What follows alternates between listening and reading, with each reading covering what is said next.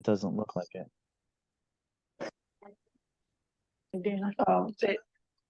That we can probably get person kind of. Yeah, it's kind of like, it's one says. Okay, I Mine delayed. not sure how many more we're expecting, so we'll go ahead and get started. Thank you, everybody, for coming. I see a few of you on a Zoom, so thank you, those of you who are on Zoom as well. Those of you who are here tonight, I do have a registration sheet if you want to sign up, and that way we can follow up with information. I'm Diana Arfine. I'm the Executive Director of Housatonic Habitat for Humanity. Yep. This is the second or third event we've had here. Second. Okay. So thank you for hosting us again. Sure. We're going to start off. I'm going to get a little background about the Habitat Homeownership Program. And then we have one of our homeowners attending via Zoom, and she's going to share her story. And then someone from Newtown Savings Bank, which is the bank that we work with. We have someone here and then someone on Zoom who's going to talk a little bit about the mortgage end of the program. So again, welcome. Are you going to do your slides first then? I will do mine first. So Lorena, if you could stop sharing your screen, I'll share mine. Uh-oh, sorry. That's okay. So Housatonic Habitat is one of the 8 chapters of Habitat for Humanity in Connecticut. We cover Western Connecticut, so we go all the way down into New Canaan, Wilton, Ridgefield, and then up into beautiful Litchfield County. We are, I agree, it's beautiful up here. So we are currently building, for those of you who don't know, we were gifted land in New Preston several years ago, and have property in New Preston to build 7 homes. I always have to think about that. We built one a couple of years ago and have a homeowner already in there, and she's loving it. We are currently building 4 more. 2 of them are well underway. We have homeowners already in mind for those 2, and they're starting to get involved with Habitat. And I'll tell you a little bit more about that part of it. And then we have 2 more that we're just getting started on. So we are actively looking for homeowners for the other 2 homes that we're building in New Preston. Next year, we will be building 2 more. So it'll be a total of 6 more in addition to the one that's already done. And then I'm very happy to report that we just purchased a townhome in another one in New Milford. And we just closed on it yesterday. It's going to need some renovations, so it's probably going to be ready for a homeowner this winter sometime. That's a smaller, more affordable unit. So if you're a small family that would be happy in a beautiful townhome in New Milford, we do have an option for you as well. What do you mean by small? It is 2 bedroom, 1.5 bath. I think it's 1,100 square feet. Okay. And it's in Canterbury Court, if you're at all familiar with New Milford. I don't know where that is. I've lived in New Milford my whole life, but like I think that might be good. What? There will be time afterwards for more questions, but it's a nice development in New Milford, yeah, for sure. So what is the Habitat program? So first of all, I'd like to say that there are some misconceptions about Habitat for Humanity. We are not giving homes away. We are helping qualified families who just need a little bit of a helping hand to get into their first home. And what does that mean? So it means that we're looking for families that have they're hardworking families. They just need a little help in getting the down payment together, or maybe they can't quite afford the monthly payments that a regular mortgage would entail. So Habitat subsidizes through our homeownership program. So what does that mean exactly? The program that our affiliate offers is 0% down payment. Habitat offers a subsidized mortgage, and what that means is, I'll give you an example. If it's a $200,000 condo, instead of $200,000, Habitat could subsidize anywhere from 20 to 30%. So let's say we subsidize 30%. So now your mortgage with the bank that you'll be making payments on, I'm sorry, I can't do the math that quickly, would be 140,000. That would be the mortgage with the bank. Okay, so now your monthly payments, instead of being on a $200,000 mortgage, are on 140,000. So they're lower. The qualifications are a little bit easier. It's a little easier to qualify for a $140,000 mortgage than it is for a $200,000 mortgage. The subsidized mortgage part of it with Habitat is basically a contract with Habitat. And Habitat pays, again, as an example, 30%, with the understanding that that loan with Habitat is forgiven 10% a year for 10 years. So if you were to stay in that home for 10 years, after 10 years, that Habitat loan goes away. The second portion, Okay. the subsidized, Yeah. amount. So you don't make payments on that loan. We call it a silent second loan. Okay, so your mortgage payments are strictly on the first loan with the bank. And I know that's a little confusing to understand. And for those of you who are interested, we can explain it more in depth after the meeting. But basically it means that, you know, whoever is selected as a homeowner doesn't need to come up with the down payment, and that your monthly mortgage payments will be less because Habitat is subsidizing. Okay, why do we do that? Why do we do it that way?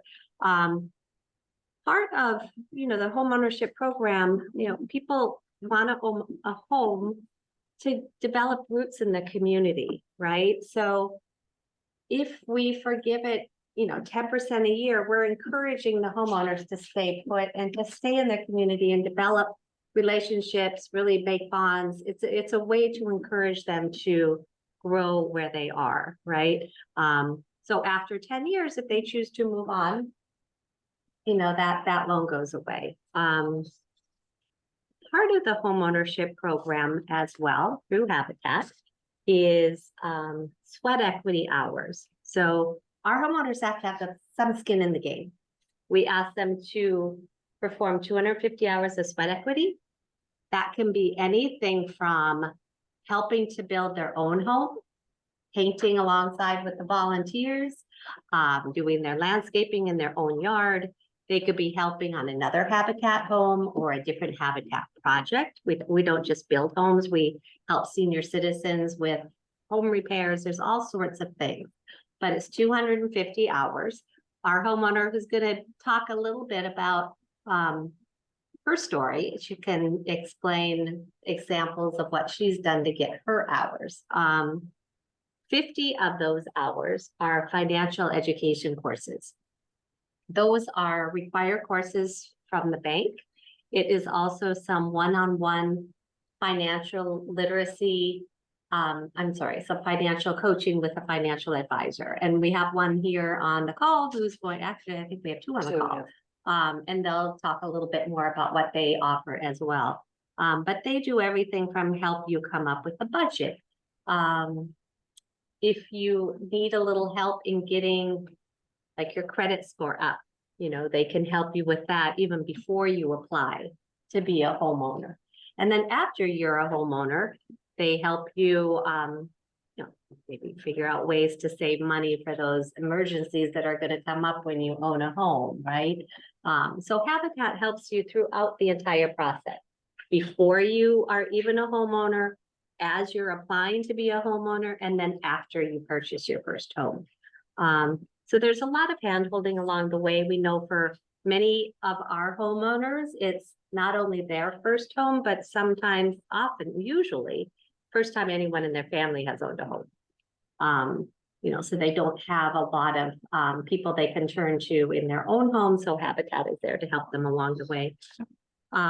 This is a picture. Oh, okay. Oh, I missed a page. Okay, so what are the homeowner requirements? So The household income of at least 60,000. This varies a little bit depending on the property. It might be more for the homes up in New Preston as they are more expensive. Could be a little bit less than that for the condo that we just purchased in New Milford that's more affordable. You have to have a good credit score. So of that and that. Good credit score is 650 roughly, but Lorena will get into that a little bit more. You have to have at least 2 years in your current job. They want to see that you have a steady job history. Okay, so those are the basic requirements. This is what we currently have available in New Preston. Again, we're building 4 homes right now. 2 we already have homeowners for, but we do need 2 more. And those additional 2 homes will be ready in probably this winter. Yeah. And I think the same size. I'm sorry. They be the same size or is there any change? They are all pretty much the same. So They're 3 bedrooms. they're 3 bedroom. They're 2 bedrooms.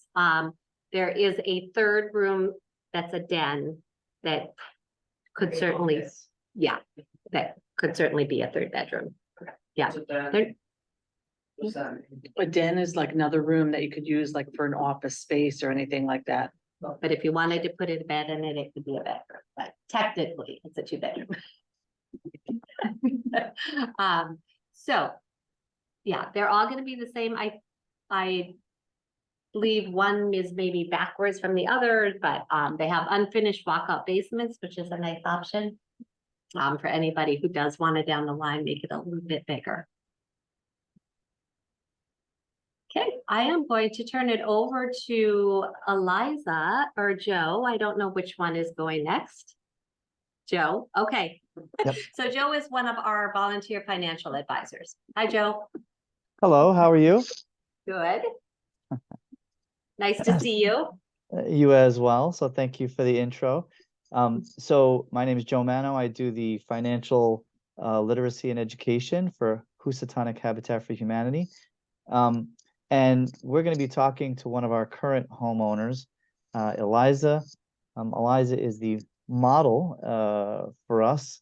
And so I thought we would just ask her a series of questions, kind of like in an interview style. If there's questions in the room there, if you want to put those in the chat or just identify like with a hand gesture online, we can answer those as well. But I thought what we would do is have a little conversation with Eliza and just hear how she got involved in Habitat. So Eliza, if you don't mind, tell us a little bit about yourself, where you're from and what you're doing these days. Sure. So, hello, everybody. My name is Eliza Peterson. It's so nice to be speaking with you all. I am 29 years old. I live in Danbury, Connecticut. I am a single mother to a wonderful 8-year-old daughter. Her name is Sophia. I graduated from WestCon in 2017, and since I have been working as the head of sales operations for a brand protection and data insight company that's based out in Norwalk. So I'm currently working remotely, so I spend a lot of my time with my daughter and enjoying the beautiful home that I'm now in. So if you could go back in time, and I thought some of the people in the room, maybe have just heard of Habitat or don't really know much about the program. How did you first hear about Habitat for Humanity? Tell us that story a little bit, if you don't mind. Yeah, sure. So, Lorena, who is also on the call as well, I had gone to her with questions about becoming a homeowner. It was always my dream to eventually own a home. I am now currently the first homeowner in my family, so it's a big thing for me. So I went to Lorena and I just had a bunch of questions, and I basically was telling her like my dream was to own a home, and we did some number crunching, and at the time I actually didn't meet the income requirement to be able to be approved for a traditional loan. So I didn't let that discourage me. I just remember telling Lorena, like, I am going to be back one way or another. You're going to see me. And then a couple weeks later, she actually posted a picture of like the application for the homeownership program. So immediately when I saw that, I jumped online and I applied instantly. And that was kind of my story. I live close near the Habitat Restore. So I used to always drive by, but it almost seemed like a dream that like maybe I wasn't um going to have, but it ended up all working out. So It's so different, I think, when you look back at things. Sometimes when you experience something, when you look back upon it, if you could take us back to your thoughts when you actually did first apply, like what were you thinking? How did the application process feel as someone who had never done this before? So I was honestly so nervous when I first applied. I thought there was no way I was going to be considered. I originally thought that Houstonic Habitat really wanted to take families in that had, more kids or more people in the family size. So I thought with it just being me and my daughter, I thought maybe I wouldn't, be on the list as like a priority. So originally I was nervous, but I kept thinking to myself like the worst that they can say is no, and you have to take the chance. So I just applied and I made sure I was very thorough with my application and just prayed every single day after that until I heard back from someone. I, I love that. I love your taking a chance and then also backing it up with a bit of prayer. That's it's a combination for good things right there. So from the time that you applied to the time that you actually moved in, how long do you think it was? I was a couple of months, I would imagine. Yeah, so it was a couple of months, but the pre-application took less than 10 minutes. It was just a series of questions. It was very easy to navigate the website, quick to apply. So that was very easy. And then after I submitted my application, I actually heard back from someone a week later. So the amazing team at Habitat got back to me literally within a week. And from there, I moved on to an interview with the Habitat team. And then after that, they had an apartment in mind for me and my daughter. So when I submitted all of my paperwork, they did a credit check, checked over, my income and everything that was needed for the requirements. We went and we saw the apartment that they had in mind for us. At the time, the apartment was a little bit small for myself and my daughter, but it honestly worked out even better again when like you get nervous and you hear no's or you hear things don't work out in your favor. It's quick to get discouraged, but I honestly stayed positive and I spoke to Diana and she was like, listen, like don't worry, we're gonna find you something. And literally again within the next week they had something even better. And it was just everything how it played out. It honestly, I keep saying dream because it really does feel like a dream when I look back, and I even to this day, it really does. So within that time, then the week later, I saw the new townhouse. It worked out great. From there, I ended up moving in February of 2022. So I first started the application back in October 21. So it took a couple months to get in, but it was well worth it. And of course, your experience is going to be slightly different than everybody else's. Some people take a bit longer to get their finances in order. Some people are ready to go. And you're a very organized person. Tell me a bit about how did you organize your finances? Like when you first did the application, like how did you put your stuff together, so to speak? So before I applied, I made sure I read through kind of like the requirements that I saw online. I visited the site. I kind of did a little bit of homework about Habitat, and I made sure that my credit was, at the credit score that they were looking for. I made sure within that time I paid off any of my debt. I had like a couple $100s worth of debt that I was just kind of making the minimum payments and just cruising by, but I paid that off, and I just made sure that I was very clear with everything that I had printed. And I mean, Diana can probably remember this, but I mean, I had paper clips and sticky notes, and everything was very labeled and ready. So I knew that once it appeared on their desk, that they could flip through and find exactly what they need. They needed my W-2s, whatever it was that they need. I wanted to make sure that it was very neat and organized, so that the questions, we didn't have to delay anything with questions, that it was all right there. And maybe I even provided too much detail, but I made sure I was just overly communicating to make sure that they had everything that they need. So nothing was delayed. I don't think there's such a thing as too much detail, particularly when I you're was applying. just gonna say that, Jill. There's never too much. No, no Thank such you. thing. And when, particularly when you're applying for a loan, they ask for everything. Like, you would be shocked at how much detail people go into.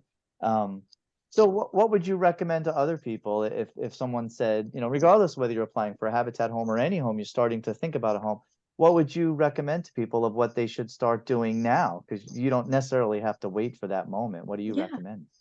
So to start, I would recommend spending some time thinking about what home ownership means to you personally and to your family.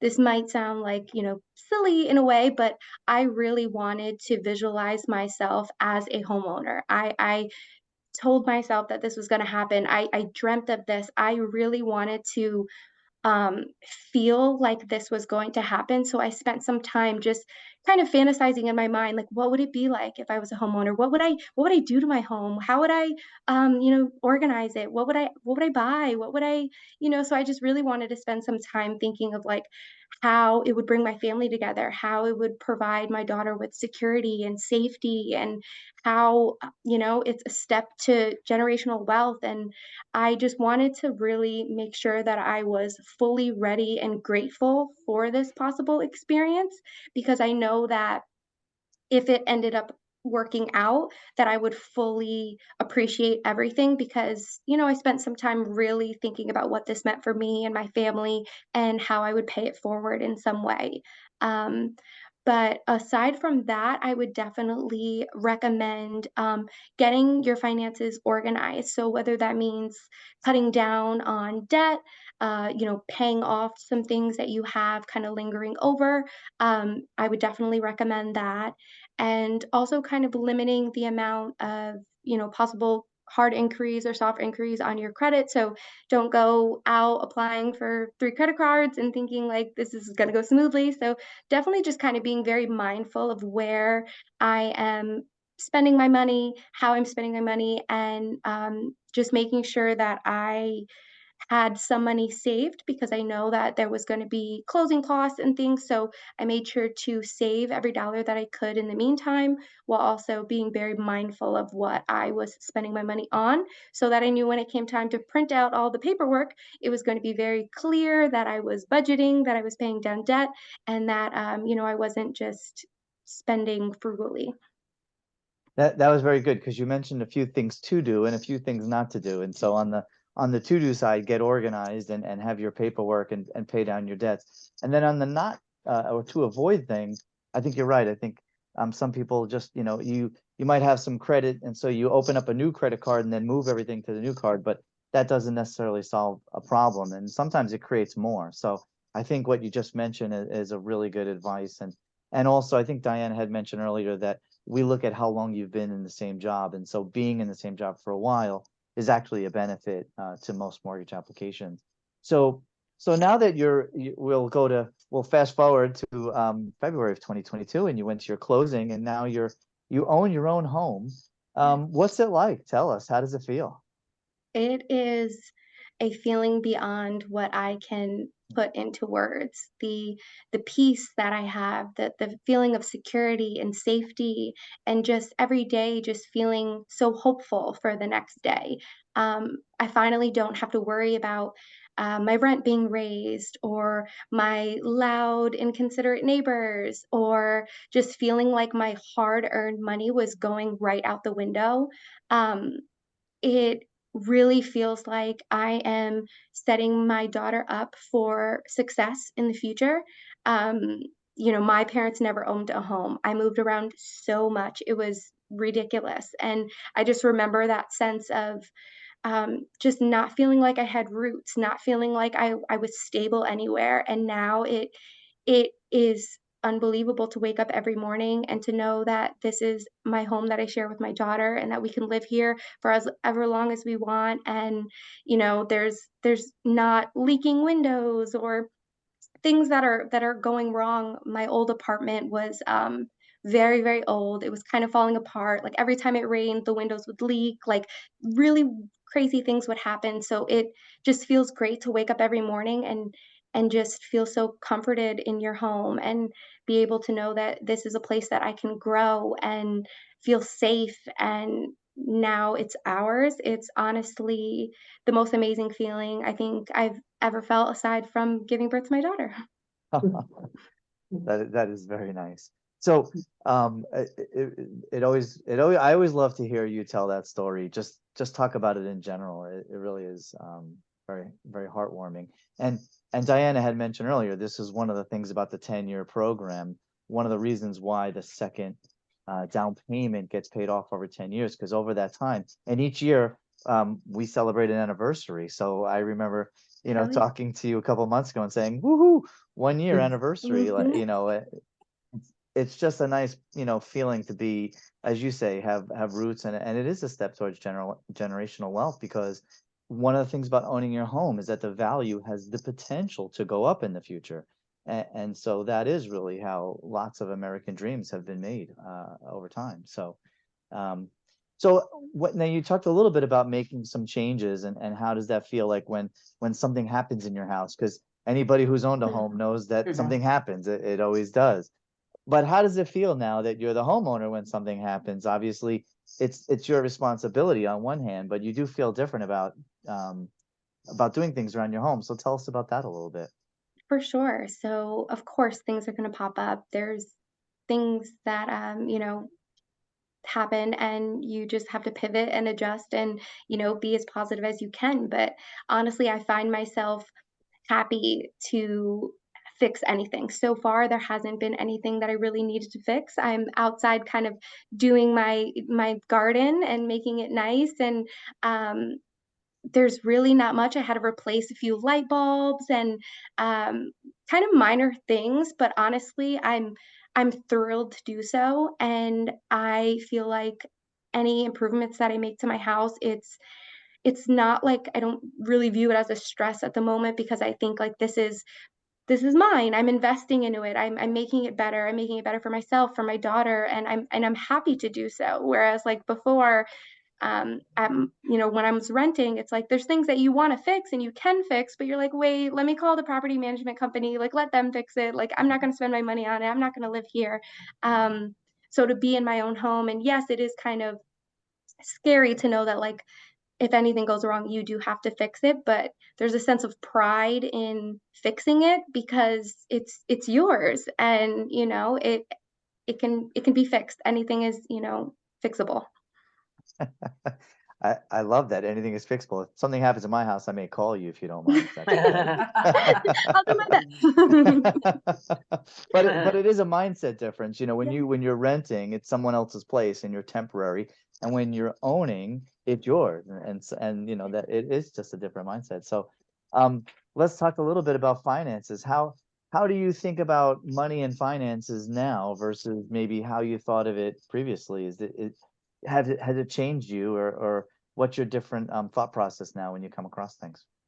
So I have always been a very money conscious person. I have been a single mother for 8 years. I kind of have to be that way, which I'm proud to be.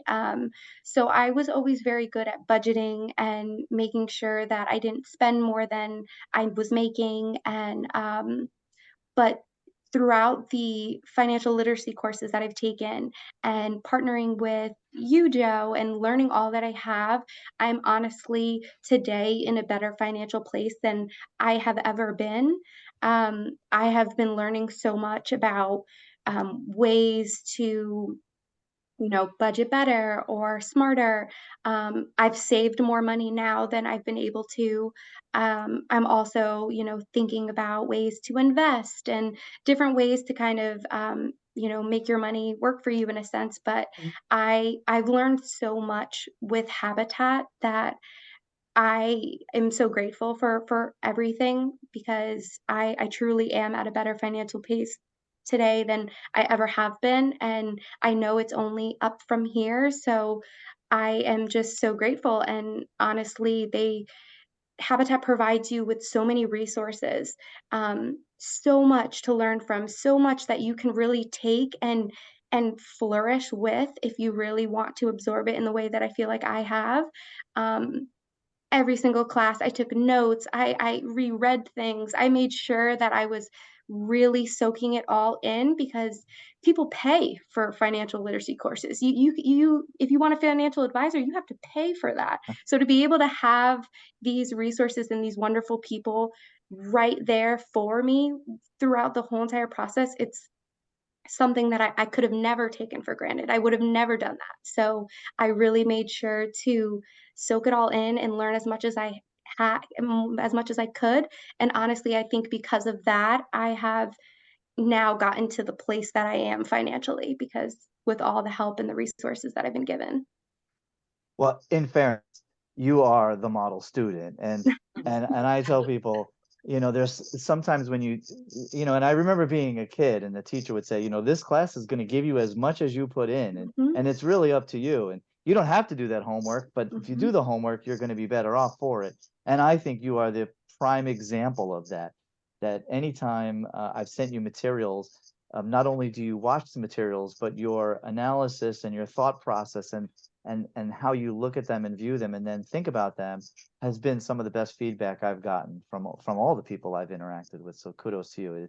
It really is very it's all about what you put in, and clearly you're putting in the time and the effort. So congratulations. Thank you. So the last topic we'll talk about a little bit is tell us about your sweat equity hours and how what have you done with Habitat? I know there's different ways to do that. So tell us some of the things you've done with Habitat to do your sweat equity hours. Sure. So I have dibbled and dabbled in a bunch of everything with Habitat. So to start, when my home was purchased, I helped paint. So the home had a bunch of different colors all over the wall. So we went in and we painted that. So that was really fun to be able to Mm. like paint my own home. Every day I wake up and I look around, I'm like, wow, I painted that. Like, me and my daughter did that. So it's like really like honestly, I like it. I love to know that like I put some effort into the cleanup of the home. Um I have also volunteered at many Habitat events, such as like fundraisers. There's gift wrapping workshops that they do at the mall at Macy's that I've helped with for the past year or so. I have been at a few upcycle events. So Mhm. at the Restore, they have beautiful pieces there that a lot of people will take and buy and make look brand new and creative and it's a really fun workshop that they have there as well. So I've been there and I've helped kind of pass out some coffee and donuts and just kind of be a good support. Um, I've also spent some time volunteering at the Restore. So there's one in the mall and there's one also on Austin Street. So I've been at both. So just kind of helping out in any way that they could need.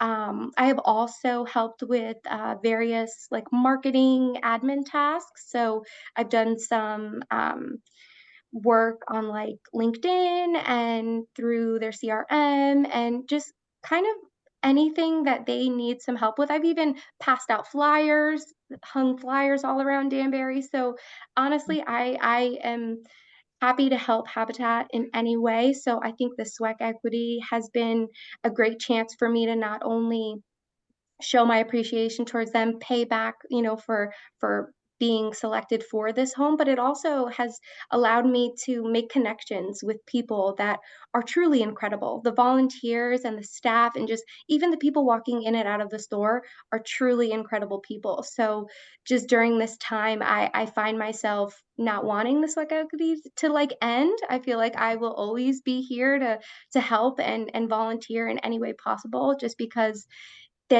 everyone at Habitat is an amazing, like, they're an amazing group. And honestly, the sweat equity has been super fun. So again, like, for you, hopeful homeowners, that is a great time to make friends and, build a better community. Well, I personally would like to say thank you to you. It has been our pleasure just being a part, having you a part of the Habitat family, if you will. And it's been my pleasure just knowing you, and being part of Habitat is just wonderful for me. And I think you're a prime example of what the entire organization is about. And I just want to thank you for spending your time sharing that with others. It's really wonderful. So thank you very much. I appreciate it. Of course, thank you all for listening, and thank you again, Habitat, for changing my life. All right, so now we'll kick it back to Lorena, or if you want to take questions, if there's questions now, Lorena is going to give us a bit more of the financials, and she's going to represent the number side of things, if you will, this evening. But we could take questions now if you like, or we can wait till the end. Do you have a preference, Diana? Eliza, are you going to stick around until the end, or do you have to get going? Yeah, I'll stick around. Okay, so let's wait until after Lorena's done, and then if there are still questions, we can take them then. Great. So I'll turn over the floor to Lorena. Thank you very much. Hi, everyone. Good Hello. evening. Thank you. Hi, Lorena. Yes, hi. Thank you, Joe. Thank you, Eliza. Your presentation was awesome. I'll never forget how it really, I mean, I think it's, like you said, divine timing, because Eliza and I spoke in just a couple weeks, and then that's when I started getting more involved with Habitat. And I like to say happen chance that, like, you saw the application, but really everything happens for a reason. And it was awesome. So your story is so cool. All right, so I'll share my screen here, and we can talk about the fun stuff, at least the fun stuff for me, because I am a huge mortgage nerd, and I love all of this stuff. So welcome, everyone. My name is Lorena Barreto. I work for Newtown Savings Bank. I'm one of the mortgage loan officers there, and I help people with all things financing regarding a home, at least. So purchasing a home, if you own a home, refinancing your home equity lines of credit, home equity loans, which are super popular lately. Specifically, we're going to be talking about our partnership with Habitat, and they are a great partner to have. We're able to help so many people in the community get into their first and hopefully forever home. One important thing when buying a home. Yeah. Lorena, sorry, your screen, we're only seeing part of it. Like Oh. the right side. Can you either reduce just so we can see the whole, let's see. Is that better? Yeah. Yeah, we can Yep. see the whole thing. Is that? Now it's that fine? Okay. We're just seeing the PowerPoint here. For some reason, I think you probably had full screen, but it was maybe only like that. Oh, There we go. that's good. There we go. Thank you. Perfect. Of course. Oh, here we go. All right. All right. Perfect. Great. So one of the things that come along with home ownership is credit. It's one of the important factors on getting a mortgage approval. So understanding your credit is super important. It's one of the first things that Eliza and I first spoke about when helping her understand how much she may be able to afford, and if she can get a mortgage approval. So we'll do a deep dive into the specifics on that. But important is knowing the 3 credit bureaus, Equifax, Experian, and TransUnion, knowing, what is on your credit report. Basically, it's just a summary of your financial reliability. So you'll see a history of payments that you've made, any recent inquiries that you've had, prior addresses. Sometimes the employment information will be on there. And then, of course, your credit scores. So what makes up your credit score? The biggest factor, as you can see on this chart, is the payment history. It's 35% of your score. I always help coach people on understanding this piece. No matter how much is due, so long as you at least make your very minimum payment that's due, even if it may not seem important to pay a $25 minimum payment to Home Depot, pay it. It's going to make all the difference on your credit. If you don't make that payment, now that payment's late, which it accounts for 35% of your score. So you certainly want to, at the very least, make your minimum payments. Of course, the amount owed being 30% is the second largest, category of how your credit is scored. And, that would be your next thing to work on, is getting those balances down so that you're not utilizing more than about 30% of what your credit maximum is. And then some of the smaller important factors too are having different credit mix or different types of credit. So a car loan versus, a credit card, versus maybe some other type of installment loan. Once those things get paid off and get paid down to zero, it helps your credit as well. A lot of people that I talk to actually think that length of credit history is a really, really important factor. As you can see from this chart, it's really only 15% of your score. Yes, it definitely is important, but not as important as the amounts owed and your payment history. So you want to make sure, if you can, of course, keep your balances low, and then always make your minimum payments on time. Or, of course, best would be paid in full at the end of every month. And then, of course, the last credit, the last bucket there is just new credit, makes 10% of your score. So what is a good credit score? Good credit, somewhere between 670 and 740 is good. That's a pretty big range. The higher your credit score, the better.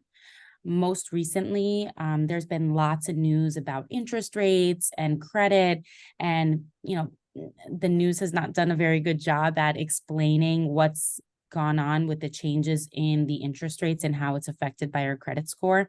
So a lot of people right now think, oh, if I have bad credit, I'm going to get a better interest rate, which is not true. So do not have bad credit. What the government has done is they've added additional tiers. So the higher your credit score, the better. Basically, previously, if you had a credit score of a 740 or above, you were in the best position to get the best interest rate. Now, and this is the same across, all banks, all lenders, the government has added an additional tiers and said, well, for you now to get the best credit score, for you to get the best interest rate, your credit score needs to be a 780 or above. Of course, if your credit, is a 760 or a 740, it's still very, very good. It'll affect the interest rate a tad bit, but really nothing astronomical. So, and what the government has done too is added adjusters in for people that maybe have a lower credit score, higher 600s. It won't affect their interest rate as much as it was before. So they almost leveled out the playing field a little bit by adding in those additional tiers for credit, which has helped a lot of people out actually. So this is a great example of how having a high credit score saves you a ton of money. So on the left, you'll see an example here. if you have a 620 credit score, with a loan, let's say of $30,000, the term for 60 months or 5 years, you'd get a rate of close to 6%. Your monthly payment close to $580 a month. If your credit score is 740, same loan, same term, you get a better interest rate. You're saving money monthly and over the cost, the life of the loan. So the total difference in savings is a little over $2,400 in total. So you basically ended up paying less for this car just because you had good credit. Definitely worthwhile. You can view your credit report for free every 12 months. Annualcreditreport.com is an awesome website. They don't give you your actual score. I believe you can go on myfico.com to look at your actual credit score for free. They don't give you, so they do the opposite. They'll give you the score and not the report. This website will give you the report. They won't give you a credit score. But what's really nice about being able to look at your credit report is you'll be able to see what's on there, see if there's anything derogatory, catch it before we even have this conversation, and work towards getting that removed or disputing it if you need to, if you don't agree with it, and be able to get your credit score as high as possible before even starting the mortgage process. So this slide just tells you here, you can go on this website. It's pretty simple, which is nice. And here you're able to actually dispute. I believe this is on the website as well, where you're able to, if you don't agree with something, request a correction or removal. This is now the part that I love the most about the mortgage process. It's very nerdy. Really, we're talking numbers. So how can you figure out what you can afford? The biggest influencing factor on a mortgage approval is the relationship monthly between your income and your current debt. Any lender, not just Newtown Savings Bank, wants to ensure that you're able to make this mortgage payment monthly. So they don't want this new payment to be too high of a percentage of your income, right? For a lot of different reasons that I can explain. But as an example, you see here, let's say you make $5,400 a month, which is a little over $60,000 a year. You have monthly debts totaling $2,000. That means your estimated debt ratio is 37%. On the flip side, what that means is just 37% of your income is going towards monthly debt and this new mortgage payment. For you to be able to get an approval using Habitat's program, it should be under 41. So in this case, this person would be able to move forward with their program. Lots of people have questions about this calculation, what goes into it. I talk to people all day long about, this stuff, because really, people think, oh, the most important thing is credit. The most important thing is down payment, how much you have in the bank, maybe. Really, it's this. This is for the bank to be able to lend you money. They want to ensure that you're able to make that payment monthly. So this is super easy for me to calculate. Really, the debt that's included in this is any debt that would show up on your credit report. So any loans that you have, whether it's, car loans, student loans, credit card debts, personal loans. What's not factored into this and is a real cost is your light bill. If you have, any expenses for garbage, water, things like that. And that's why this, debt ratio, they want it conservatively to be under 41%, because it's not accounting for those realistic other costs, so that you can really be able to afford to pay those other things. And if there are any questions, feel free to put them in the chat. And of course, we'll chat more at the end. But definitely important to understand this and know where you're at. Habitat's program covers so many different towns, mainly Fairfield County, mostly looks like. I mean, we're kind of all over. Sherman is Litchfield. So, you know, New Canaan, Wilton, Weston, Reading, and really, I'm sure Diana and Allison, Carrie, we get these questions a ton.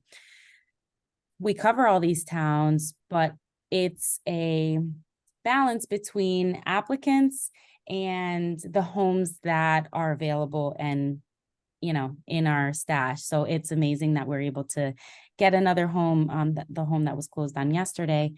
So that's great. We're able to get a new family, hopefully in that home, in a couple of months.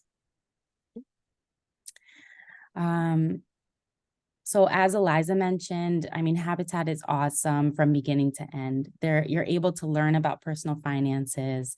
I will help you with the mortgage information and down payment assistance program and how it works. Of course, they reiterate that information.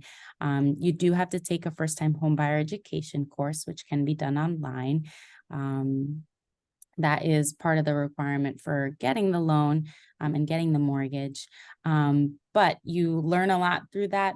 And Habitat is awesome with helping maintain and inform you on giving you information for the upkeep of your home.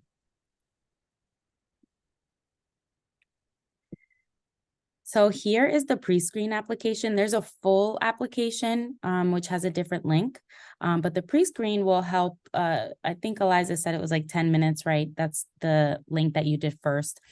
So it's pretty quick.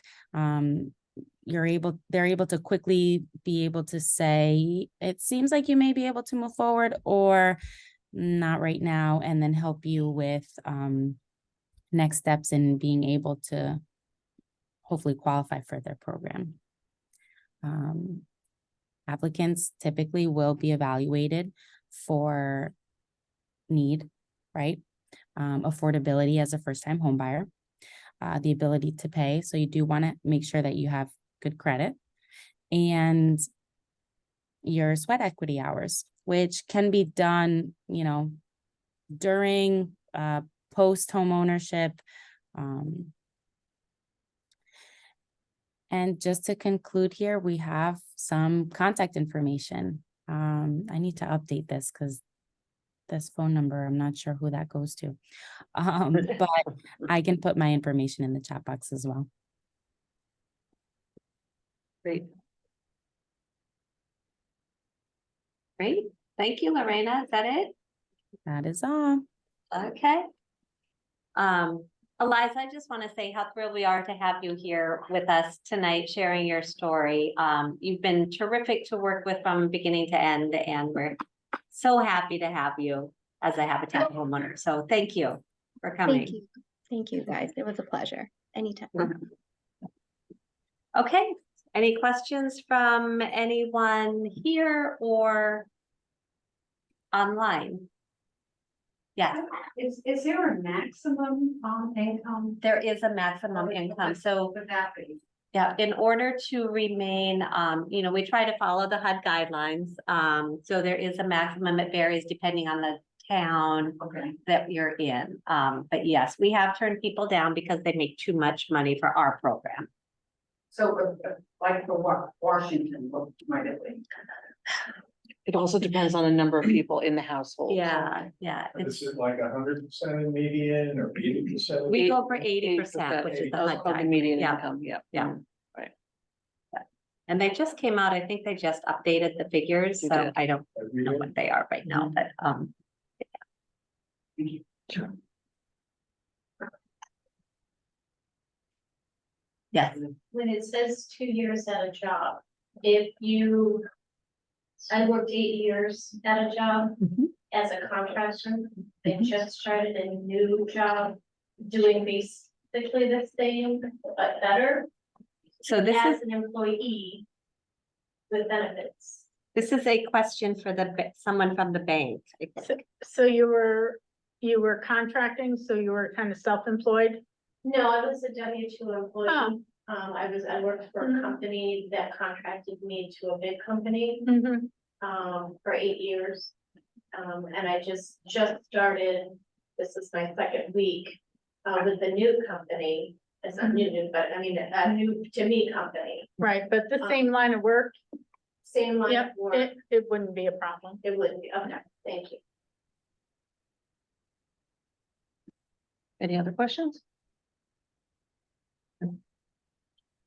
Okay. I think you all did such a wonderful job with your presentations. There's not a lot of questions left to be asked. So thank you. A couple of people online, does anybody online have a question? Looks like we have a couple of visitors. Nope. I think we're good. So, those of you who are here, if you have questions, we'll be around afterwards. If you're online, you can always email us a question. I encourage people, if you think that this is something you're interested in and that you might be a good applicant, I'd encourage you to apply. Okay, great. Thank you. So much. Thank you. Thank you for Thanks, everyone guys. joining us. Thank you. It was really informative. Thank you. Thank you. Thanks, bye. Bye. Hi, guys. Now you probably